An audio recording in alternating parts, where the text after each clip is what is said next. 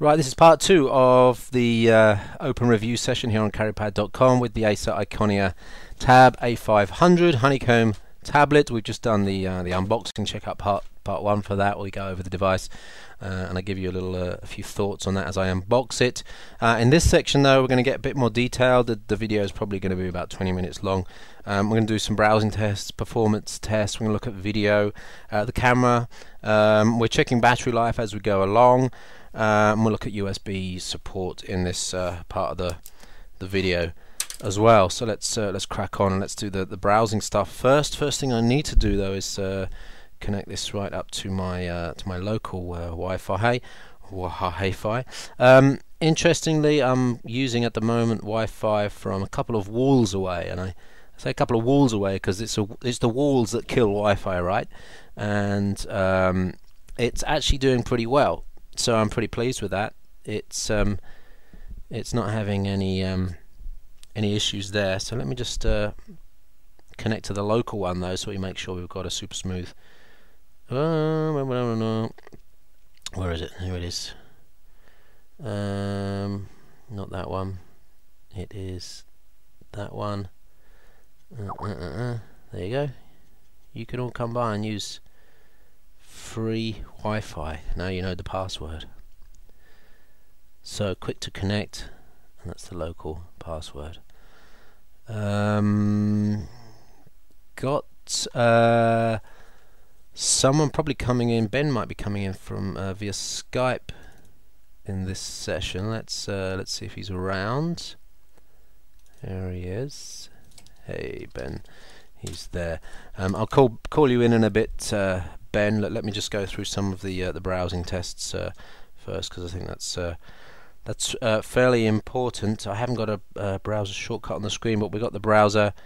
Oh, okay. So actually, part of that browser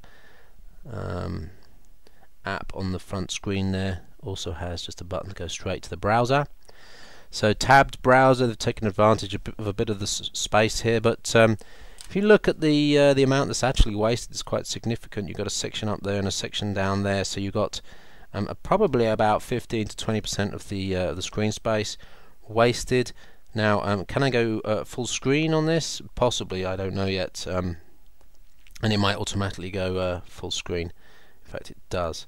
So let's do a couple of browsing tests and see what sort of speed and what sort of quality we can find. I think one of the great honeycomb tests right now is reddit.com. We'll do that in a minute. Reddit.com. So we should see. Let's have a look here. Flash should be running as well. I've got 10.2 installed. We want to see how smooth it is for browsing. And there's Flash, and immediately I can see it's a lot smoother experience than the Galaxy Tab, and the speakers are quite nice. It's got the overhead, which the Galaxy Tab 7 hasn't got. In terms of CPU power, it's got the overhead to enable you to have a little bit more of a smoother experience while Flash is running as well. That is going to take, of course, battery power if you leave Flash running, and I'm assuming I can make it on demand on the browser. Oh, it's got Chrome Sync on there as well. I forgot about that. Plugin aktivieren nach Bedarf. So on request, you can load the plugins. So let's go to engadget.com. So quickly that loads up. We got to the mobile site first. It's fairly swift. So let's go to the desktop version, and as you see, I've got Dolphin installed as well. Just go through the standard browser first, and that's loading up full version of Engadget. Didn't backfill very much. It just loaded the whole thing in one go there, as if it had cached it. But that is nice and quick. And now I want to go to Reddit.com. This is one that apparently doesn't work with honeycomb. There you go. The front page seems to come up with, or is that maybe a crappy mobile version? Doesn't look like it, just looks like it's formatted incorrectly. There's some ads up here on the top right. It's really not formatted very well. We can go to what I think we should do is go to Docs. We're in the German version here. So let's go to Documents, and it probably won't load up the full version of Google Docs, or will it? Mobile version is loaded up there. Let's try and go to the desktop version. It's probably going to give us the error. Yep. So the browser you're using may not support all of the features of the desktop version of Google Docs. So it has allowed me to go there. I'm going to go to the podcast notes of today. It is allowing me to open it, and it's read only with an edit button, so it's actually still the semi-mobile version of this. This is not the full desktop version, it's mobile version, even when you trying to force the desktop version, which is a bit of a shame. So we've got 4 tabs. Let's get a few more running here. Let's go news.google.com. That should be very quick, 2 or 3 seconds to, yeah, that's a very quick load. What else can we have a look at? BBC is always a good test. BBC homepage. Full desktop version, not formatted properly. Okay, it's formatted correctly now. There was some things going on in the background. That looks pretty good. 4 tabs. Let's go for some more. How about maps? Get that running. How about I don't know, Last FM. There's a load of JavaScript in Last FM. See how quickly that handles that. And let's go. So that's pretty good. So each page is still cat in memory. It's not doing a reload. We've got 5 tabs there, and it's handling JavaScript. It's handling Flash pretty well. The Google Maps even allows me to pinch to zoom, which is interesting. I didn't think it did that. So there's some advances there. I mean, tab browsing, the processing. I believe the quality of the browser is slightly better than that on Android 2, and of course you've got some of the features like, of course, Chrome Sync. I think is an important one for people to use when they're mobile. It's often difficult to type in passwords, etc., etc. Google Chrome Sync could help there if you're happy with the security issues associated with it. So in terms of browser, is there anything else we need to test there? I don't think so, but what we will do is kind of segue ourselves into testing video by going to YouTube to see what the in-browser experience is like. It's gone to the mobile version here. Let's go to the desktop version. I'm not going to switch to Dolphin browser just yet. And we have on-demand Flash, of course, so I'm just going to turn that on. There's an advert there, and I'm going to go to Katy Perry ET parody. Sounds like fun. Let's see how that runs, and then we'll run that in different bit rates to see what the experience is like. Nice. It's an advertisement. Just let that run through.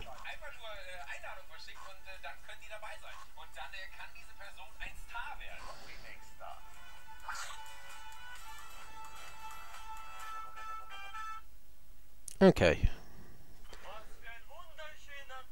So this is a this is a low quality version. Already seeing some jerkies on it.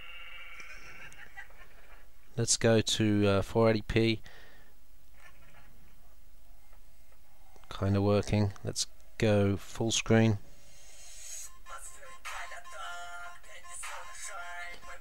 It's working. Not completely smooth. I think the point is that we need to actually be running these in the YouTube browser. It's never a good idea to run YouTube in the browser. You need to run it in the app. But it's working, so it shows you that Flash H.264 reasonable bit rates do actually work there. Good. I've got all these tabs running. Let's shut them down. So that's your browsing.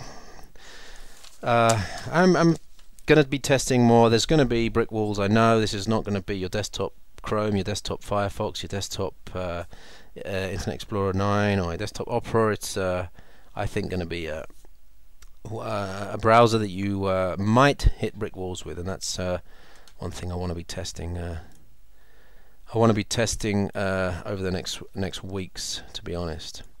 Anyone got any questions? Flash benchmark. Ben has given me a Flash benchmark in Twitter, and where is that going to be? It is not looking. Can't see it. There he is. Okay, he's got the Flash benchmark, and it's called the animblue.com. So this will bring us into performance testing session. And let's kick that off then with the maninblue.com. The man in blue. I'm just going to put Flash, search for it, hope I find it.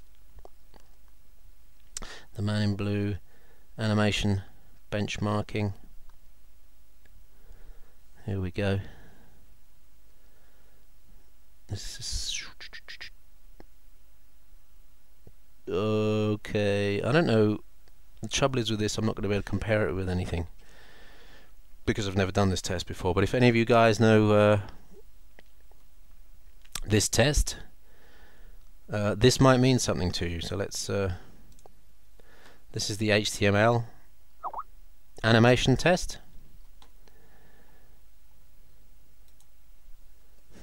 Okay, works. We have canvas, so we can check canvas, see if that's working. Canvas elements, that's working. Bit faster. SVG, scalable vector graphics demo. It is working. And then flash animation. Let's enable that. Oh, that's way better. That's quite nice. First time I've seen Flash outperform other things. Anyway, so that's that. Test. So I've got some more tests loaded up. I want to start with quadrants, and I'm going to do that. I'm going to plug in my keyboard right now so that I can just type Q U A. Oh, why does it not find the app? Oh, there it is. It's a portrait app, so let's go portrait mode. Zoom out. Quadrant is one that there's plenty of results on,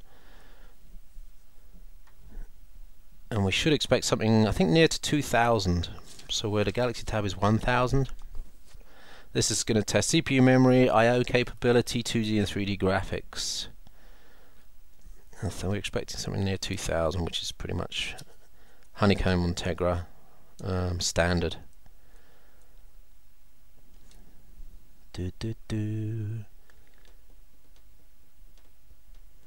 Sorry, Benz, I didn't check the frames per second on that test there. Right. 20 to 30 FPS was showing, was it? I can go back to that if you want. Let's just finish that quadrant test. So let's make sure that we do this properly. Quadrant, yes. Let's see. So 2024.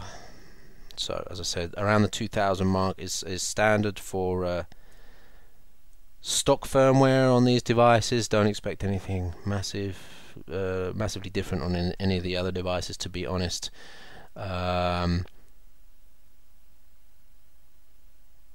And remember, 1000 for the Galaxy Tab is because Samsung choose a really strange file system. I think if you change the file system, you can get 1500 out of it.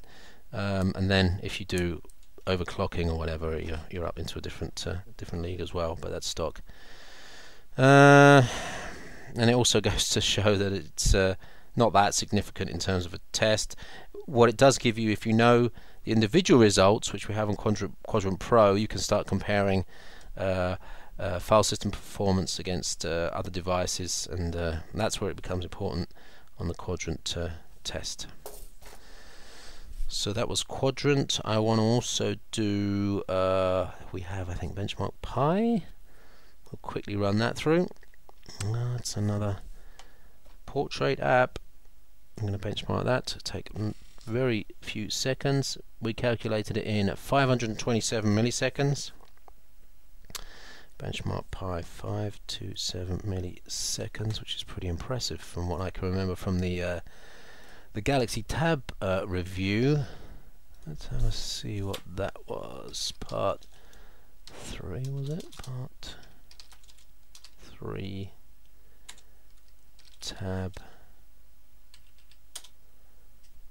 I got a feeling it was like 4 seconds on the Galaxy Tab, or maybe it was 1.4. Benchmark Pi was done in 1387 milliseconds, so we're down at about 45% of the of the time. So over double performance on that CPU test there. We can run LinPack. So let's run LinPack if I can find it. LinPack for Android. Run the benchmark, and LinPack returns 43.37, which is actually pretty good. On the Galaxy Tab we measured 14.1, so that gives you an idea of the relative performance there. So this, I mean, Tegra 2, let's not forget, this is up to equivalent of about a 1.3 Atom CPU. So it's pretty pokey little platform in terms of CPU processing. Of course, GPU processing is also quite impressive as well. We'll do a 3D test now. We'll run NeoCore. I have NeoCore here. I don't know if this one's going to work. No, this is NeoCore is a test for Adreno graphics. So I'm not surprised it doesn't work with Tegra 2 graphics. The last thing I will do, and I think will probably be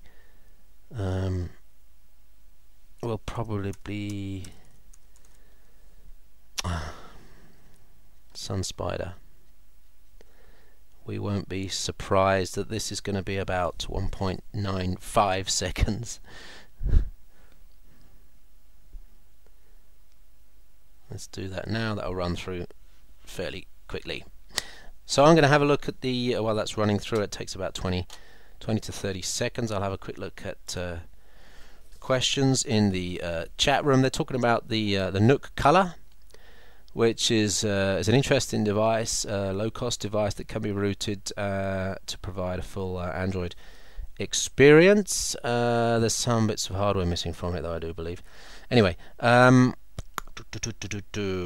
screen. I think that, yeah, okay. They're talking about the Nook in the chat room.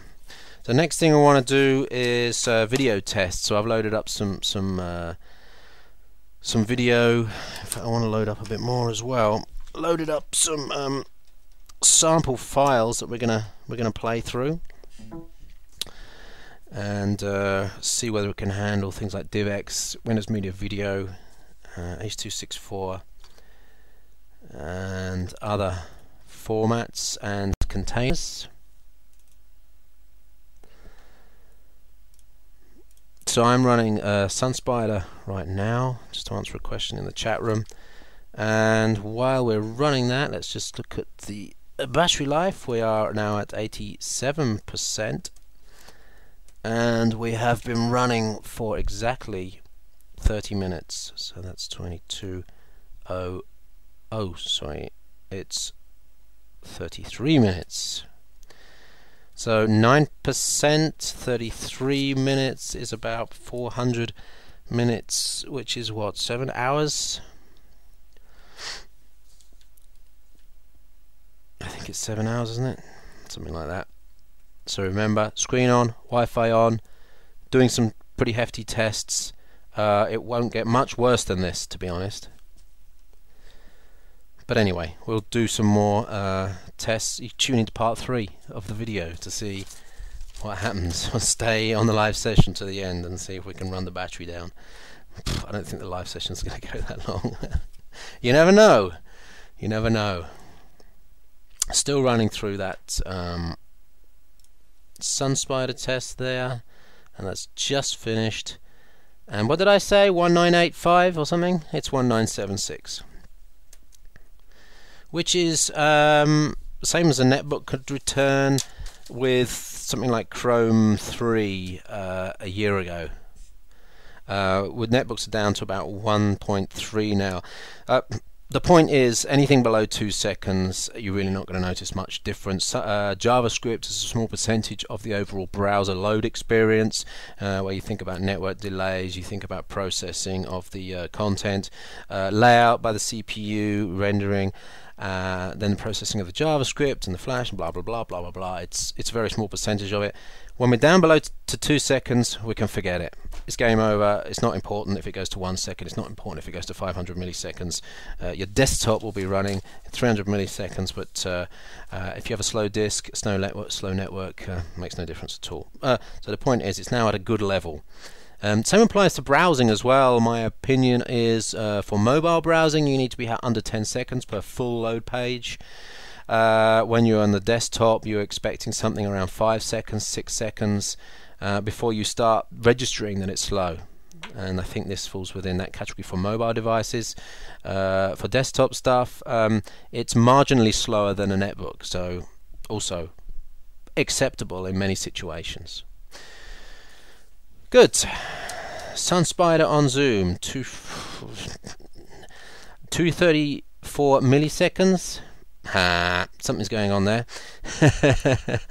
Something's going wrong there. If you're measuring 234 milliseconds on the Zoom, same platform, same hardware, same software, it's probably 2344 milliseconds, right? Okay. Good. Oh, sorry, desktop. Oh, okay. Desktop, there's a guy. So many people talking about FPS on sorry, milliseconds up there. Right, let's get into video. We've done YouTube, and you know what I'm going to do? I'm going to take a quick break, cut that video there. We'll do a part 3 of the video because I just want to load some data. So that's the end of part 2 of the testing of the Acer Iconia Tab A500. Tune in, there's definitely going to be a part 3 on YouTube if you're watching this on YouTube, where we're going to do video tests, camera tests, talk more about battery life, and we'll talk about USB support as well. So thanks for watching part 2, see you in part 3.